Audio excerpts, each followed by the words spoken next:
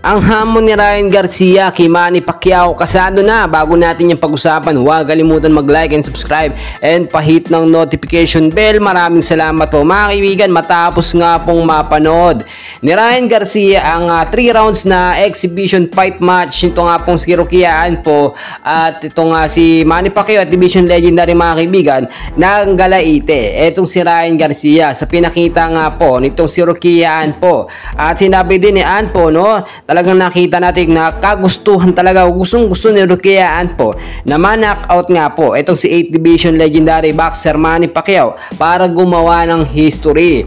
Nakita na po agad dyan at natunugan itong si Ryan Garcia, kaya naman nanggagalaiti po siya, no, dito kay Anpo, no. Matapos nga pong magsalita, no, ito si Ryan Garcia at sabihin niya, no, sino ba na to o ano ba pangalan nitong boksingero na ito? Si Rocky Anpo po ang ating tinutukoy, hindi po siya kilala ni Ryan Garcia, ay gustong-gustong hamunin sa isang laban nga po. Samantalang sinabi naman direkta ni Ryan Garcia, no, kung kahit sino po sa dalawa, etong si Rocky Anpo o si Manny Pacquiao, wala pong problema, no, basta magkaroon siya ng exhibition fight match. Well mga kaibigan, para sa akin tama na yung naging exhibition fight match ni Manny Pacquiao kay Rocky Anpo. Baka pag napalaban nito si Pacquiao dito kay Ryan Garcia, matapos ang karera nito, no, at mapasama pa. Alam naman natin mas malakas talaga na boksingero etong si Ryan Garcia kung ikukumpara dito kay Rocky Anpo mga kaibigan. And very obvious naman, no, na inis lamang eto nga pong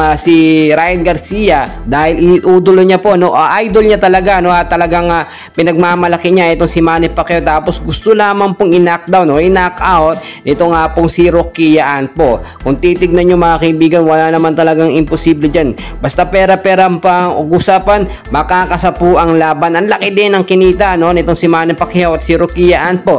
Kahit 3 rounds lamang yan na exhibition fight match. Base lang sa ating nakuhang mga updates, posibleng matuloy ang magkaroon ng laban. Eto nga pong si Ryan Garcia either kay Manny Pacquiao o kaya naman po dito kay Rocky Anpo. Pero malamang sa malamang ang tatangkiligin dyan ng mga manonood na yung exhibition fight match nga po itong si Ryan Garcia at si Manny Pacquiao. At sinasabi, no, or sinasabi ng iba na paabutin hanggang 8 rounds po ang magiging exhibition fight match para hindi daw mabitin ang mga manonood at malaman talaga kung sino ang magaling. Well mga kaibigan, para sa akin nun dapat pagbigyan ng hiling nga po dito si Ryan Garcia para mawala ang kanyang pagkainis doon sa nakita niyang laban. Well mga kaibigan, patuloy ko kayong i-update and please huwag kalimutan mag-like and subscribe.